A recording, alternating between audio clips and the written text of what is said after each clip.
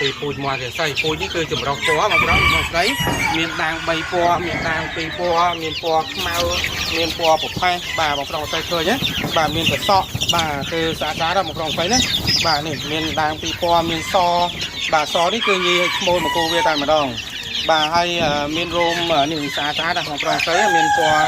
បាទនេះពណ៌ស្គួយបាទអូពណ៌នេះគឺពណ៌ថ្មីនេះស្អាតដល់ឃើញណាបាទស្អាតដល់ចឹងបងប្អូនចាំបានឈុតនេះកុំភ្លេចណាថាសួរឲ្យតម្លៃគឺទៅសេនៅក្នុង caption ខាងលើ10ថែម2ខ្មៅសុតក៏មានដែរណា10ថែម2ប្រផេះក៏មានដែរបាទ10ថែម2បាទហើយបងប្រុសស្រីដែលស្រឡាញ់ឈុតនេះគូនេះកុំភ្លេចណាមានច្រើនទេ10 20 10 20ហ្នឹងហើយមានបងគាត់កំងច្រើនអ្នកខ្លះយក30កូនអ្នកខ្លះយក10កូនអ្នកខ្លះយក20កូនតាមហ្នឹងព្រោះខ្ញុំលក់បញ្ចុះតម្លៃធូរជាងមុនហើយ10ថែម2 free ទឹកទៀតនេះនៅក្នុងណា10ថែម2 free ទឹកបាទអញ្ចឹងអរគុណបងប្រុសស្រីស្រឡាញ់ចូលចិត្តកុំភ្លេចឆាតជួបបន្ថែមណាបាទអរគុណតម្លៃក្នុង caption ខាងលើហ្នឹងបាទអរគុណ